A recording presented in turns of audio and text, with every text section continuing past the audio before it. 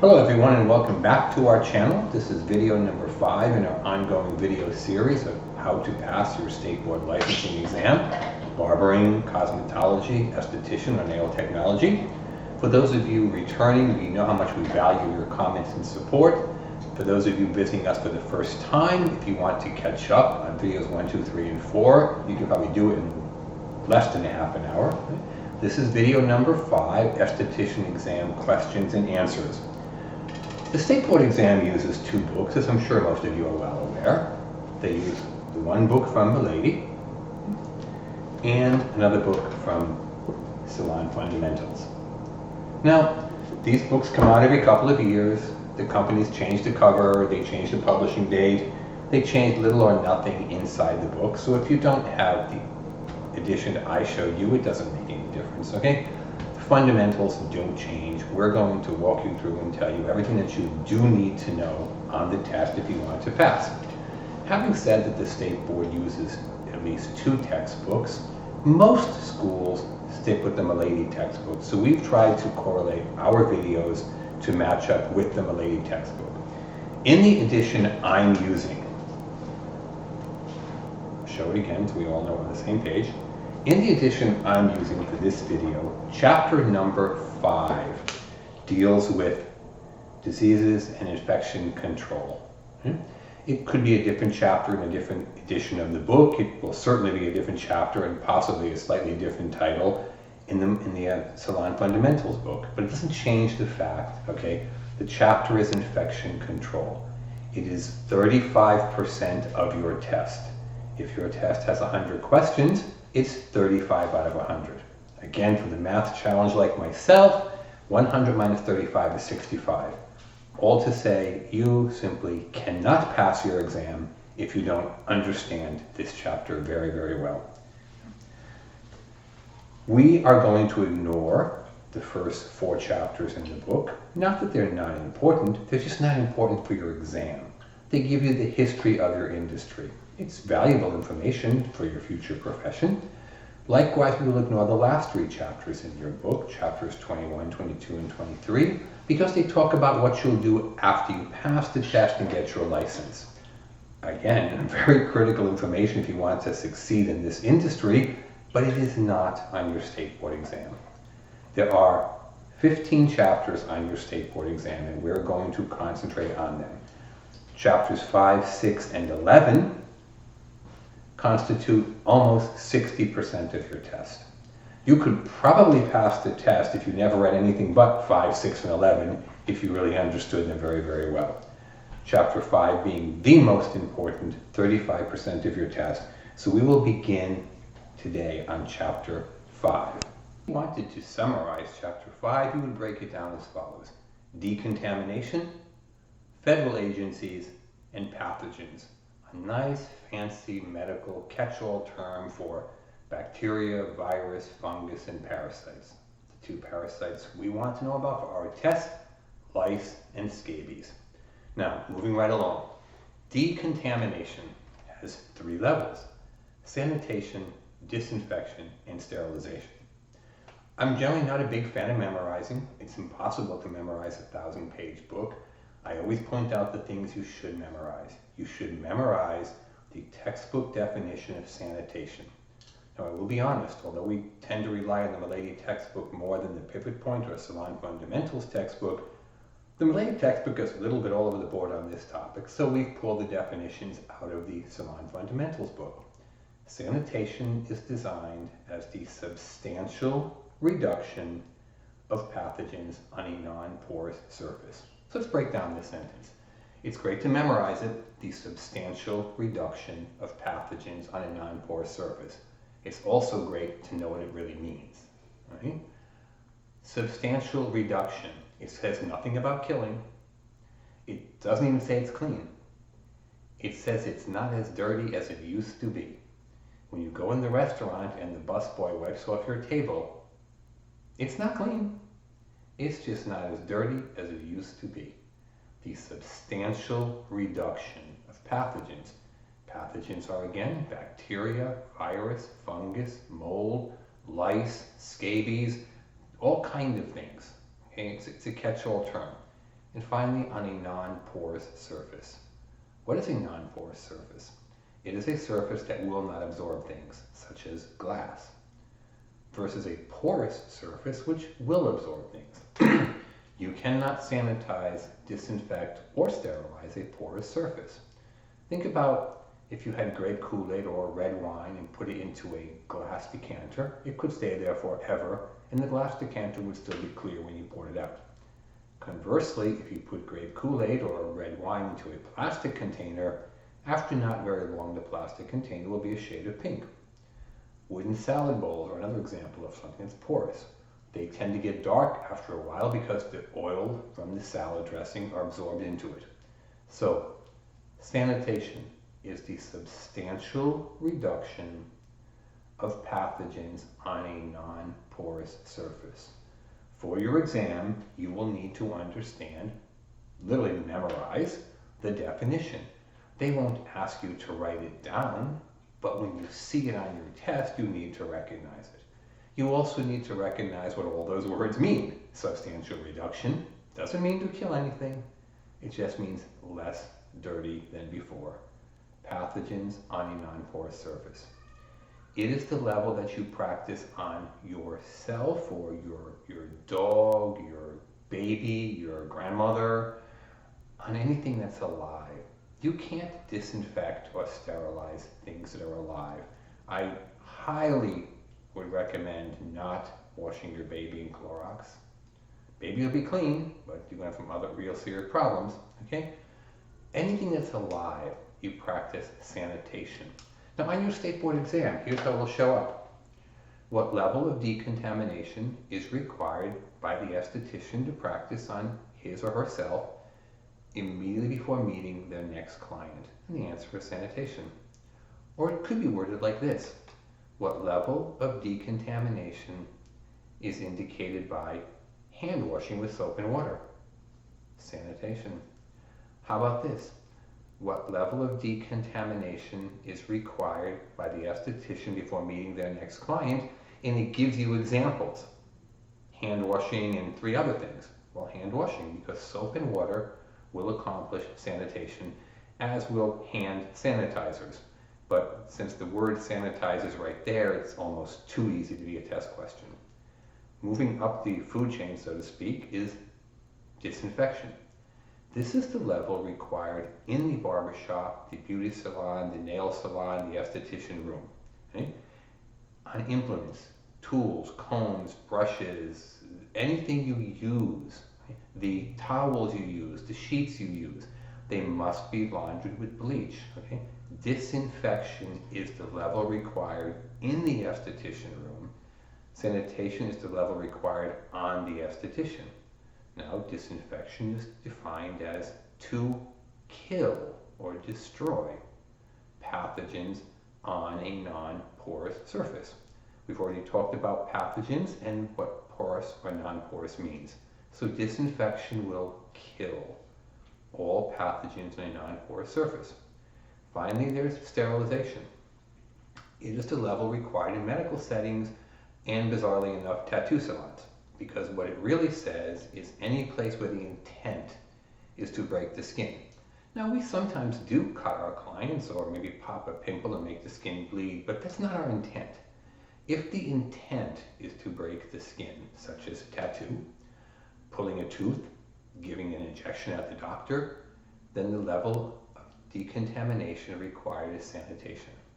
Sanitation will kill all pathogens, including bacterial spores, and that's the important part, on a non-porous surface. Decontamination will kill pathogens on a non-porous surface. Sterilization will kill pathogens and bacterial spores on a non-porous surface. You can think of bacterial spores almost as the eggs of the bacteria. Okay? Generally speaking, there will be no questions about sterilization because it is not required in our industry. But quite frequently, it'll be offered as an answer choice. So if you don't understand what it means, you can be inclined to guess at the wrong answer choice. You need to understand the definitions of sanitation, disinfection, and sterilization. You need to understand examples of each. You need to understand which level is required in different places, in doctor's offices, in esthetician rooms, and on the esthetician himself or herself. The next heavily tested topic has to do with federal agencies. Now, there are hundreds of federal agencies. If there's one thing our government is good at besides raising taxes, it would be creating new agencies supported by those increasing taxes. That said, the 4 agencies you need to understand would be OSHA, the Occupational Safety and Health Administration. That is the most heavily tested federal agency, OSHA. What does OSHA do, basically? OSHA requires manufacturers to provide you with a safety data sheet, abbreviated to SDS. Some of the older books call it a material safety data sheet, MSDS. And some state board exams still use the term material safety data sheet, or MSDS. Most have moved on to calling it a safety data sheet, SDS. What does it do? The safety data sheet tells you what the manufacturer knows about their product. In other words, it tells you storage instructions. We've all seen things like that. Avoid high temperature below 100, avoid temperature below 50, okay? Do not expose to fire, near flames, and storage instructions. It tells you how to dispose of it. If you've ever changed the oil in your car, you'll see on the can it says, do not pour down the drains, okay? Disposal instructions, storage instructions, poison control. What do you do if it gets in your eyes? What do you do if the baby drinks it? Okay? Should you induce vomiting or should you not induce vomiting? Some products say drink milk. Some products say go to the ER immediately. So the SDS tells you what a manufacturer knows about their product, including handling, storage, disposal, and poison control. You are required by law to have one for every product in your salon. You are required to have this for all your customers, their employees, if they ask for it. You don't have to volunteer to give it to them. You have to have it if they ask for it. Same thing with the state board inspectors if they come into your place. You need to have it if they ask for it. It used to be, not so many years ago, you could get them sent to you from the manufacturer. Now they tell you to go to their website and download it. I highly suggest, as a practice, once you get your license, that you go to the website for any product you use, download the SDS, print it out, and put it in a folder or a book and stash it someplace for the inevitable day that the inspector comes into your salon and asks you for one. You don't want to get a big fine. Just an ounce of prevention is worth a pound of cure. Safety data sheet, required by OSHA. Now, many other things are required by OSHA. If you are a meat inspector in the grocery store, if you are a Walmart manager, you must have wheelchair access ramps and handicapped bathrooms, but none of that will be on your test. I've just told you what will be on your test from OSHA, safety data sheets. Other agency is the Center for Disease Control. They are in charge of a thing called standard precautions. Again, some of the older textbooks still call this universal precautions. I can't be guaranteed which one you'll see on your test, but they're the same thing. Whether they call it universal precautions or standard precautions, it's the same thing. Page 113 in my Milady book, I think, gives the best definition. It's short and to the point. It says, I will read it, assume all human blood and body fluids are potential sources of infection. Once again, assume all human blood and body fluids are potential sources of infection. This is why medical professionals wear masks and gloves. Standard precautions, page 113 in the Milady textbook, issued by the Center for Disease Control. Now, moving along, you have FDA, Food and Drug Administration. There are 3 things they do: antiseptics, cosmetics, and a PD test. The thing we are most likely going to see on our esthetician test will be a PD test, sometimes called a patch test or a predisposition test. They all mean the same thing. This is a test for allergic reactions. It does not tell you whether your client will like the result. It tells you whether your client will be allergic to it. There are certain products people are allergic to. Anaphylactic shock is a common allergic reaction. It's when your throat closes up and you cannot breathe. Finally, there's the Environmental Protection Agency, the EPA. It's on page 76, 77, 89, and 90 of your Milady textbook. They are in charge of cleaning products. Barbicide, quats, bleach. The state board exam likes the highly technical term for bleach. It's called sodium hypochlorite, where the manufacturers got the word Clorox from. They just made it up. There's no such word really. It's Clorox. But it's become kind of ubiquitous. It's the name brand everybody knows. Oh, Clorox. No, it's bleach. It's called sodium hypochlorite. It's what you are required to use to disinfect sheets, towels, pillowcases, implements from the EPA. Moving right along, we have pathogens. As I said at the beginning of this, pathogen is a nice catch-all term for germs, bacteria, viruses, mold, lice, scabies. Two things you want to keep in mind. The word lice, we all know what lice are. The technical word is pediculosis. Pediculosis. I highly, highly, highly suggest you read the book about this. They are extremely contagious. Those of you who have children know that virtually every year you get a letter from the school saying there's been a lice outbreak. Lice spread very easily. We are in a profession where we touch and come in very close contact with many people every day. Lawyers don't come in close contact, okay? Accountants don't, real estate agents don't. There are only a few professions, doctors, nurses, dentists, hairstylists, that come in close physical contact with many people every day. These diseases are very common. I shouldn't really call them diseases. These problems, we'll call them problems, are very common in our industry because we come in close physical contact with so many people every day. Pediculosis or lice. Another one is called scabies, called the itch mite. Scabies are highly contagious. Be very careful. Okay? Now, bacteria on page 79 in your book.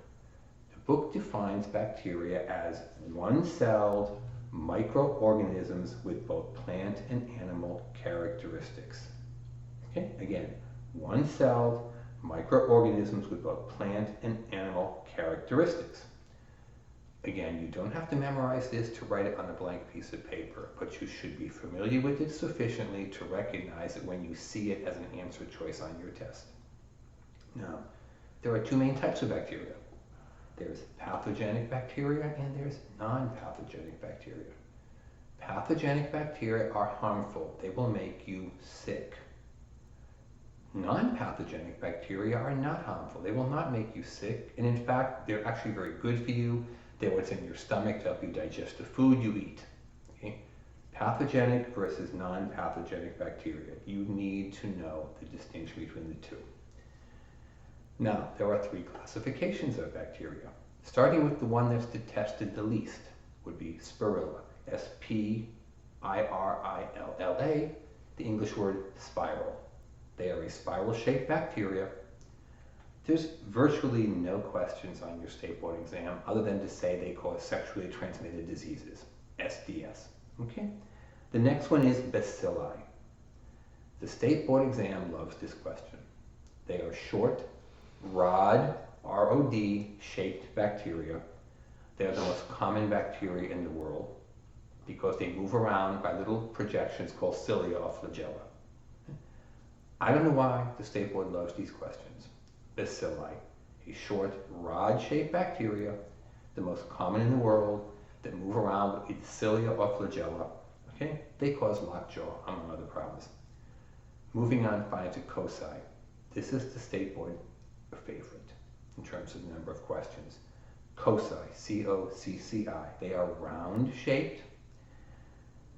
In your book it says they may appear alone or in groups. I would argue anything could appear alone or in groups. The state doesn't care what I think. This is the question they ask you. It's a sentence straight out of your book. Which of the following bacteria may appear alone or in groups? The answer is cocci. Now, there are three kinds of cocci. There's diplococci. Di is the Latin for two, like the word dice, D-I-C-E.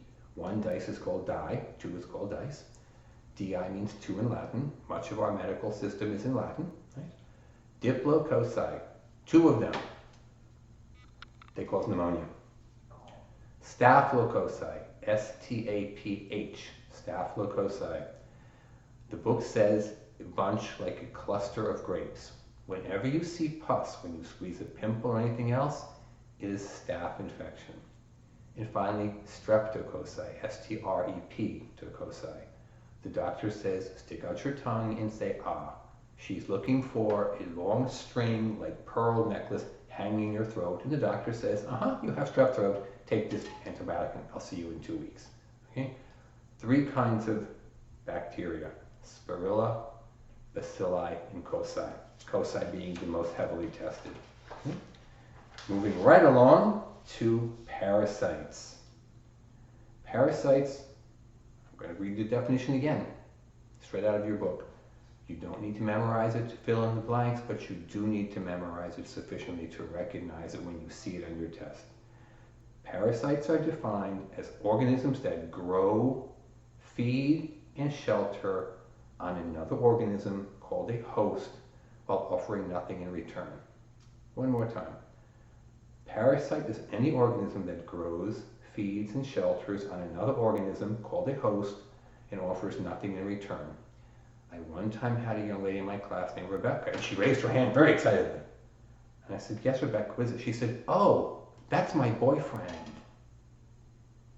I support him, he does nothing in return. The whole class laughed, okay? I'm sure they all got that question right on their test. It's a very common question, okay? The definition of a parasite. Now, examples of parasites include the 2 I already gave you, scabies and lice. Scabies are called the itch mite, lice are known as pediculosis. We oftentimes think of lice in people's hair on their head, but in truth, lice can go any place you have hair on your body. Your eyelashes, your eyebrows, if you're a man, facial hair, chest hair, hair on the people's legs. They are most common on the head because that's where most people have the most hair. They are very, very dangerous. If they get into your eyelashes, they can lead to blindness. Okay? Lice or pediculosis is very important. The last one that's very important is a fungus or a mold. We call it in English mostly ringworm. The medical term, the term on your test, is tinea. T-I-N-E-A. We call it ringworm, the test calls it tinea. It is a fungal infection. Now, in your textbook, it gives you quite a few examples of this, especially on page 85, especially in relationship to the face, since this is the part you will be dealing with the most. Ringworm infection of the bearded area of the face has 3 terms in your book. There's barber's itch, tinea barbae, and tinea psychosis, almost like psychotic, right? Psychosis, S-Y-C-O-S-I-S. This is a ringworm fungal infection of the bearded areas of your face. Now, I'm sure some of you are thinking to yourself, well, I'm not going to do men's facials. Really, how do you know that? If you can predict the future that well, you should look for the lottery numbers on Saturday night and set yourself up for life, okay, and tell me how you did it. You don't know what you're going to be doing going forward, and women can get it. Women do have hair on their face, especially as they go through menopause. It's quite common as an esthetician to be waxing women's mustaches, waxing their sideburns to start to fill in. This whole area of your face, the bearded area, it happens on women too. Okay? Tinea psychosis, tinea barbae, barber's itch. It is ringworm, which is a fungal infection of the bearded areas of the face, referred to as tinea on your state board exam. Okay, enough about chapter 5. If this seems like a lot, it's because, well, it is. Okay, it is a lot. As I said in the beginning of this video, it's the most heavily tested chapter in your entire exam. It will be more than 1/3 of your exam all by itself. Those of you who are taking a test in the state run by the NIC, you can go on their website and print out exactly what I'm telling you. It'll tell you right there, 35% of all the questions, infection control, chapter 6, chapter 5 in my version of the book. Next video will be chapter 6, followed by chapter 11. In combination, chapters 5, 6, and 11 are 60% of your test. Clearly, you cannot pass your test without it. I hope you've learned something today. If you have, please drop us a line in your comments. Tell us what you think. If you liked it, didn't like it, anything you'd like explained more, we can do that. If you think we missed something in the chapter, please let us know. Otherwise, subscribe to the chapter, hit the like button, the notifications button, and visit our website. It's indicated down below. It's www.cosmetology state board exam. It has a lot more information than I can cram into this video today. I think I've probably already well run over my time and probably exhausted your interest in listening to me go. Go onto our website, cosmetologystateboardexam.com. It gives a lot more information. And give us a call if you have any questions. 760-534-4434. 7 days a week, 9 till 9, Monday to Friday, afternoons only on the weekend. We speak both Spanish and English. Thank you for your time and have a great day.